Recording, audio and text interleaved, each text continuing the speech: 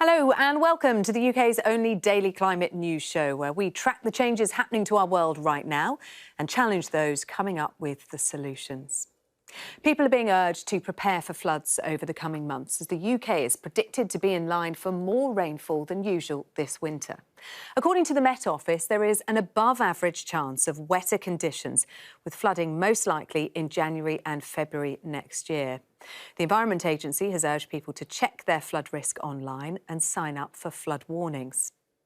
If carbon emissions continue to rise at the current rate, the UK will see far more flooding. The IPCC predicts that by 2050, sea levels will rise by 15 to 25 centimetres, leading to coastal flooding. You can see the areas that will be hardest hit here. They include Portsmouth on the south coast, Kensington and Chelsea in London, and East Riding in northern England.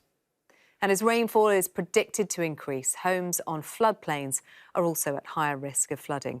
That puts a total of 5.2 million properties in the UK at risk of flooding. By 2080, flash floods caused by extreme rainfall are expected to increase fivefold. Cities will be hit the most by this type of surface water flooding because they have a lot of hard surfaces like paved front gardens, roads and car parks that prevent rainfall from being absorbed. Well, joining me now is Professor Lizzie Kendon, climate scientist at the Met Office. Hello to you, Lizzie. Let's talk first about the immediate forecast. You are predicting more rain to come over the next few months. Why? Yeah, so we're predicting that for the period from November to January, there's going to be about a 30% chance of being wetter than average, whilst there's only a 10% chance of being drier than average. And also related to that, it's a 45% chance of being milder than average. So we're talking about a milder, wetter winter for the next 3-month period. We also outlined some of the longer-term forecasts and the impacts of climate change. How will they be felt? So what we expect for the UK is in the future for us to have more frequent, milder, wetter winters. That is basically due to, as the climate warms, the atmosphere is able to hold more moisture, and that leads to increases in rainfall. And alongside that, we expect to see decreases in snow and also more frequent and extremes. And indeed, some of these changes are already being seen in the observational record.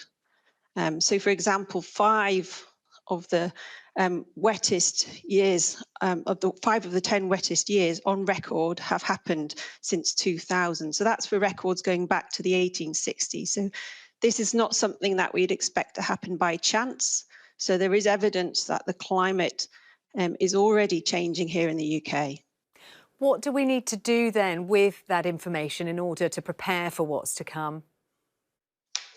So some of the information that we're able to provide now is really bringing the climate change projections right down from the global scale to the local scale. And that is helping us to prepare and make sure that the UK is resilient to climate change. Some of the results that we recently have is looking, for example, at changes in very heavy rainfall amounts that could be important for flash flooding. So exceeding 30 millimetres in an hour, for example, could be 2 times more frequent by the 2070s if we follow a high emission scenario. And information is really important, for example, in terms of how we design our infrastructure in our cities. Urban drainage systems are not designed based on these sort of rainfall rates. They're based on historical rainfall rates that are traditionally lower. So this information is really needed to go through in terms of how we design our infrastructure, our bridges, so that we're resilient to these changes in the future. OK, Professor Lizzie Kendon, thanks very much indeed for talking to us here this evening. Now, in today's other climate news, Severn Trent has brought forward plans to clean up its rivers by 16 years after a major investigation into sewage treatment was launched. The water company said it will work with farmers and other key sectors of the economy to improve the quality of rivers. The Environment Agency and regulators are investigating more than 2,000 sewage works over concerns that raw sewage is being illegally pumped into rivers. Oil company Shell has announced plans to build a biofuel plant in Singapore to help reduce its overall emissions. The plant will make hydrogen from cooking oil and animal fats, which can then be used to produce diesel for trucks, jet fuels and chemicals. Shell has committed to halving its CO2 emissions by 2030. And a French Paralympian has completed a 75-mile journey across the largest freshwater lake in South America to raise awareness of environmental pollution. Theo Curran and his two teammates swam from one side of Lake Titicaca to the other, taking it in turns to rest on a raft made out of recycled materials. Theo said he hopes to encourage people to stop leaving tons of rubbish by the lake each year. Young people should receive more education about climate change, according to the youngest sitting MP. Nadia Whittome has introduced a motion in the House of Commons today calling for climate change and sustainability to be integrated throughout the primary and secondary curriculum. I spoke to her earlier and started by asking her what the bill is all about. Our climate education bill comes from young people, school students themselves, and it's calling on the government to do three broad things: to integrate climate education across the national curriculum. So currently it's only taught in optional subjects like triple science and geography, but it needs to be taught in every subject. So I mean, for example, teaching about sustainable food production and diets and food technology, teaching plumbing students how to install low-carbon heating systems. It's also calling for that to be met with adequate teacher training so that teachers are able to deliver this climate education. And the third thing is for the decarbonisation of the education sector much quicker than is currently happening, so that children are learning in retrofitted buildings, for example. In practical terms, Nadia, how do you see this working? Are you talking about specific time allocated in the curriculum or a thread running through all lessons? And what ages are you aiming at? This needs to run like a thread throughout the curriculum in the same way that the climate crisis impacts every part of our lives. We've seen from the pandemic, pandemics will become more frequent as a result of climate breakdown. And young people need to be part of the solutions to that. So for a lot of people, 2050 might seem like a long time away. For our generation, we'll still be in our working lives. For children who just started school in September, they won't even be 35 by 2050. So we're calling for this to happen from nursery through to primary, through to secondary and FE education. You mentioned student involvement in the bill. How has that worked? This piece of legislation has come from young people themselves. They wrote it, they were in Parliament today while I presented it to Parliament. And we hope that with the cross-party support that we have from MPs of all parties, including the Conservative Party, including 3 select committee chairs from the Environmental Audit, Education and BEIS select committees, that the government will listen to us and act and see this as a continuation of the pledge that it made during COP on climate education, which was good but doesn't go far enough. Nadia Whittome, thanks very much indeed for talking to us here on the Daily Climate Show. Thank you. A man known as French Spider-Man has climbed up a 39-storey skyscraper in Frankfurt to raise awareness of climate change. Alain Robert got his nickname from climbing some of the world's tallest buildings using just his bare hands. After his climb, Alain said he was disappointed with the outcome of COP26 in Glasgow and urged world leaders to do more to end deforestation. Now do stay with us, because coming up after the break, I'm going to be joined by Dame Julia King, a member of the Committee on Climate Change, and The Guardian columnist George Monbiot. We're going to be discussing if the UK is prepared for more flooding and whether using bioenergy is really better for the planet than fossil fuels. We'll see you in a couple of minutes. Hello and welcome back to the Daily Climate Show here on Sky News. And we're getting straight to discussing the climate issues of the day with Dame Julia King, Chair of the Adaptation Subcommittee of the Committee on Climate Change, and The Guardian columnist George Monbiot. The Met Office has warned that this winter could be wetter than normal, with households urged to be prepared for the risk of flooding. Climate change means that the UK can expect heavier and more intense rainfall. That change will continue over the next few decades, whether or not we're on a path to net zero. So is the UK prepared for a wetter future? Well, the Environment Agency says 1.5 million households are in flood risk areas but haven't got any preparations. Julia, that's not a good figure to be starting with. How do you improve and increase resilience and preparedness?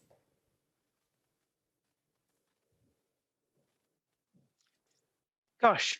Well, of course, the Environment Agency has a very good flood and coastal erosion risk management strategy, fully funds them to deliver it. But of course, they can't protect us from everything, and we need to do some things for ourselves. So we need to make sure that everybody is signed up for flood warnings if they live in an area that is at risk of flooding. And we need to make sure that people understand the kind of precautions they should be taking. So, for example, if there's a significant risk, then they should have a bag packed. They should make sure they have their medicines ready. They should make sure they can either move precious things upstairs. If necessary, they should be prepared to leave the house, taking their pets with them, those sorts of things. But in general, we need to be designing both our homes and our cities to take into account that there will be much more water around. So we need to take on board what the Chinese are doing, which is they're designing sponge cities, cities that are designed to absorb water. Because as we heard earlier, we're going to be getting more periods of very intense rainfall, which can lead to surface water flooding in our cities. And that's probably one of the types of flooding we are least well prepared for in the UK at the moment. George, whose responsibility is it to ensure that we're prepared? Is it government or is it individual responsibility? Well, there's not much that we can do by ourselves. We do need government to intervene, and we need it to be far more effective than it has been so far. I'm slightly puzzled by the particular focus that a lot of people have on how we absorb water in cities, as Julia has just been discussing, because, of course, cities are just a very small part of a river's catchment, and they're at the bottom of the catchment. We also need to be intensely focused on what's happening in the rest of that catchment. How well is the land absorbing and holding back the rain? How well are the rivers slowing down the flow? And if, as we've so often done, we've canalised and dredged the rivers, we tend to speed up the flow towards the cities until it hits the nearest urban pinch point and then bursts its bank. What we need to do is have rivers which hold back the water for as long as possible so that they allow the flow to be attenuated, to be slowed down, to come down instead of in one great big pulse in a long, slow flow. And that means allowing them once more to meander, to braid, to form islands and other obstructions which just slow that water down. Similarly, on the hillsides, let's get some trees back. Let's get some terracing in important places. Let's do everything we can to slow down the flow throughout the entire catchment, rather than sitting there like rabbits in the headlights, waiting for this great wall of water to come down and hit us, and then wondering what to do about it. Yeah, sitting ducks, I guess. Julia, are we getting the focus wrong then when we prioritise cities and our planning around cities? George arguing that we need to take our focus further upstream. No, we need all of those things. I was particularly talking about surface water flooding, which is the response to periods of relatively short periods of very intense rainfall. So it's not water in cities, it's not water coming from the rivers, it's actually the water coming from the sky. And surface water flooding is something we are less well prepared for in the UK than we are for coastal flooding and river flooding. But George is right, of course, we should be using nature-based solutions to try and slow down the rate at which water comes into our rivers when we have wet weather. So those sorts of things are very important as well. George, are there other areas, I know particularly you've talked about Canada, British Columbia, where we should be looking to? It's really shocking what's happening there. I mean, it's a classic case of a compound climate disaster. So as you know, there was this massive heat dome over that region of Western Canada and the Western US in the summer. And there were huge fires. Those not only destroyed a lot of trees, they also helped to bake the soil. All that ensures that water runs off it more. And now we see these massive dump of rainfall, probably also exacerbated by climate breakdown. And a lot of the Communities in British Columbia are now flooded, and in some cases that floodwater has frozen and is likely to remain frozen for the whole winter. So what they're going to do, I mean, it's almost unimaginable, the situation that some communities are in. It's really, really horrible. And I'm surprised there's so little coverage of it in the news at the moment. OK, let's move on to our second topic, and this is bioenergy. Now, bioenergy refers to power that is generated from organic matter known as biomass. We heard earlier in the programme that Shell is planning a biofuel plant in Singapore, in part to lower its emissions. And if we look at electricity being generated in Britain right now, we can see 7% of that is coming from biomass, most of which is from burning wood chips. It is officially designated as renewable because those wood chips come from sustainable plantations. So how big a role should biofuels play in the transition to a low-carbon economy? George, this is your topic. Let's put that question to you first. I think the role should be about zero. It's an outrageous scam. And so if you look at a situation like Drax, they appear to have lower carbon emissions because of a carbon accounting convention which says that you don't count carbon dioxide produced from burning mashed up trees because one day trees will grow back to replace the ones you've mashed up. Well, the one day is the crucial issue. It could take decades to absorb that carbon which you've just released, and we don't have decades. We need to front load our environmental action. They're doing exactly the opposite. And what we're seeing is a massive new wave of forest destruction caused by this supposedly green technique of burning biomass. And we're seeing in some cases old growth forests in Europe and in North America being felled to be turned into wood chip and burnt. It's an absolute disgrace and it needs to stop. Julie, biomass is classified as a renewable fuel. Is it clean or is it dirty, as George has described? Biomass can make a useful contribution. I think, we have a lot of commercial forestry in the UK. That forestry needs to be thinned. There are trees which are not fit for producing, for using in construction and things.